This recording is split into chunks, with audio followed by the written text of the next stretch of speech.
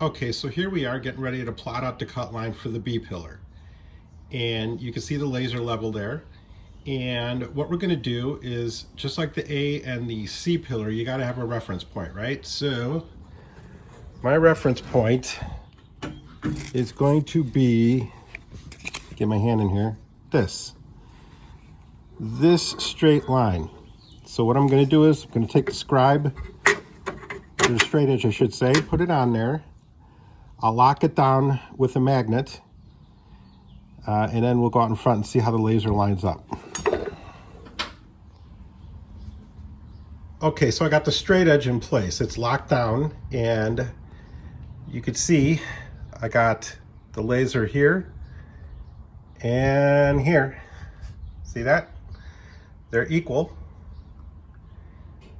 because I adjusted my laser level to be equal on both sides. So I'm going to put my fine line tape here, and that's going to be my cut line. So I'll come back when I get the fine line tape put on. So I started a little niche cut here. That's going to be my guide. So I'm going to go from here to here, across, and down the other side.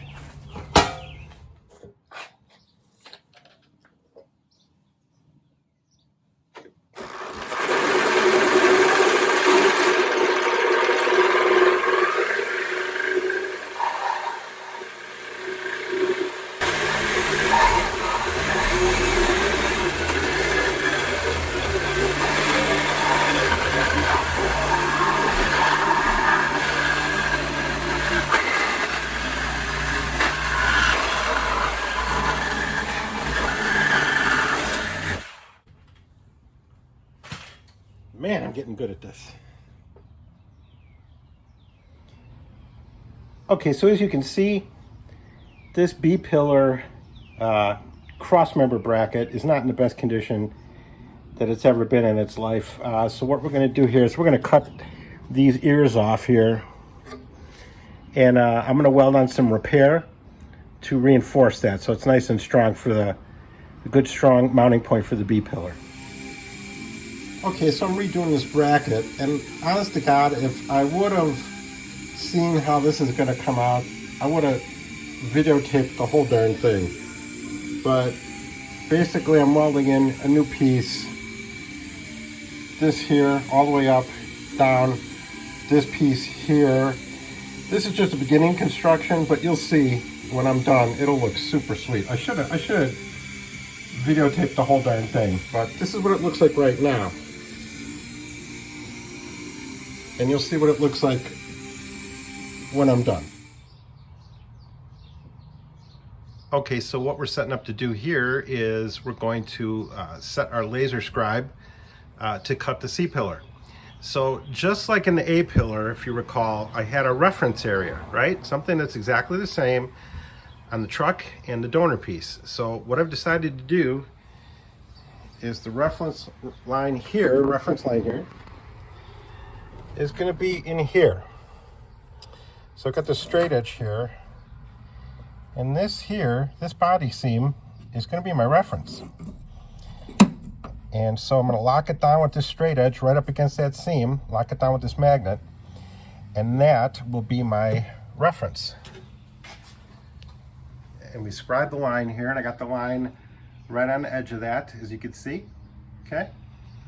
And I'm scribing a line across the C pillar and around the back of it, and that'll be my cut line. So I'm going to lay down some fine line tape on that, which will be my guide, if you will, and I'll come back when I got that down. Okay, so this is the C pillar, and we just got done separating the back panel. So I'm going to zoom in here and show you. See, that's the back panel of the cab. And you know, I bent this out here like this, and it's really not a big deal because I'm going to hammer and dolly that straight. I just need to bend it away to get access so I can make my cut. So just to give me clearance, but we can hammer and dolly it back into position. It'll be perfectly fine. Okay, so we're going to start with our cutting now, and like I did on the A pillar, I put down a white mark.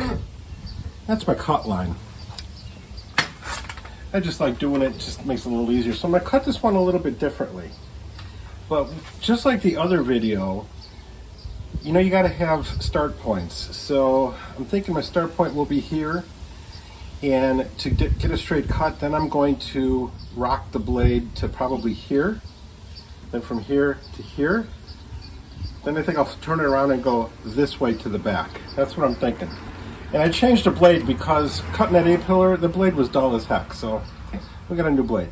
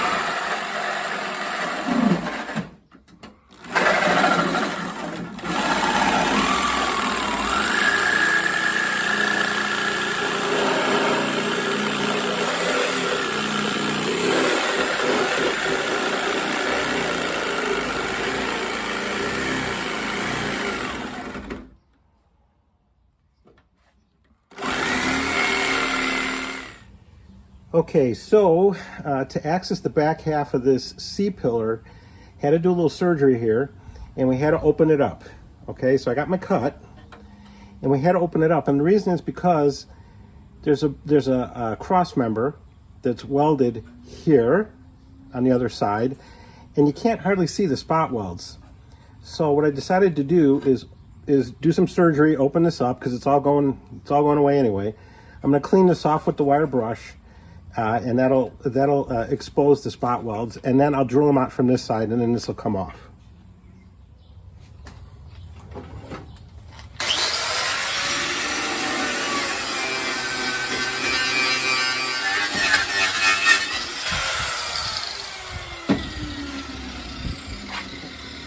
Okay, so we can see one here. Pretty sure that's one there. So we're going to drill these out and clean this up some more. Okay, we've got our guide holes cut, so I'm going to drill them out a little bigger so we can break these welds.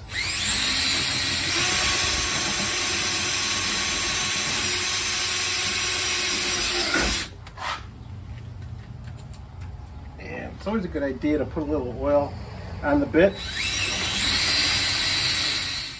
After cleaning it up some more, you can clearly see there's a spot weld right there. And this divot here is probably the other one. See how it lines up with that? So we'll drill these out. Remember how I told you, you gotta wear your safety glasses because everything on the planet's gonna fall on your face. So what we're gonna do here is we're gonna split this panel from the cross member. I already popped the first one. You can see this metal's kind of weak, so I gotta take it easy. So.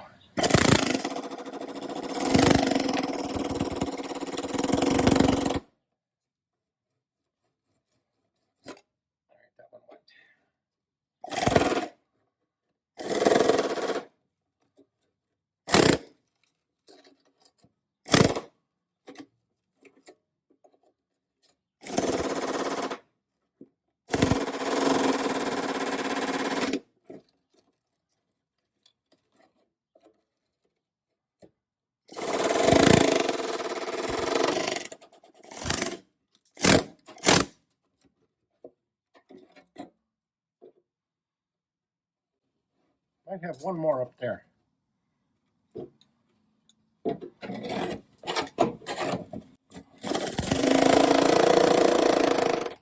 Okay, got this one broken. I just got to go on this side here. Got a little bit more to go.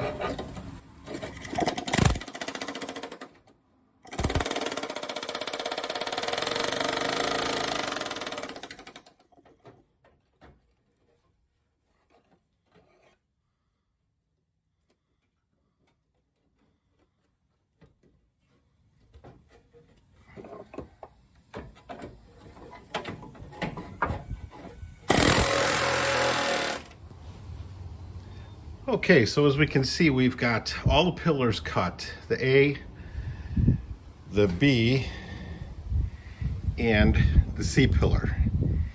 And so you remember that B pillar cross member, that the end of it was pretty rotted and compromised. So here I'm rebuilding it. And so it matches the size and proportion of the other side.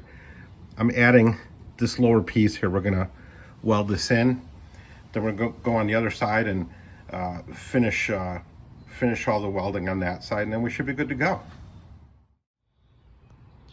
Okay, so here's the part that is really fun here. This is the donor rocker, okay? And I've got a friend that pulls parts from Texas. That's where I got my bed from, and I replaced the bed on the truck with a completely rust-free bed from Texas. So I've got a pair of donor rockers, and he did a great job removing them from the vehicle, basically cut into the floor. And this gives you the perspective of how I'm going to be replacing this rocker assembly. So this one's already pretty much been prepped. As you can see, bracketry's been removed here. That's the back support, and those holes were drilled. Those were drilling out the spot welds. And here's the top. So this is kind of how you know where to cut. It's kind of like Hansel and Gretel. You follow the spot welds. So this is what we're going to do. This is where the floor sits on top of this. See? Goes down all the way around there. Oh, there's my Weld Pro. Okay. Again, not sponsored, but it's a great welder. And that's the front part. That's where the floor goes up. So, but just take a note, the difference. Look at the inside of this rocker. There is nothing. There's no rust. Nothing. Beautiful. Absolutely beautiful. So, now when we cut this B pillar, here we've got this nice access, okay, which we'll be able to go in here with a MIG, because this is double wall. The outside part here is double wall. So about half of this is single. The outer half here, as you can see right there, is double. So we'll be able to weld the back half through here. And this one here is going to be a little bit more of a challenge. I might cut an access panel here, because this is also double wall. I don't know if you can see in there. That's double wall as well. So for strength, I really want to be able to get in there. So we'll figure that out when we get to it. But also what I'm going to do here is, from the factory, they basically put tape over these access holes, okay?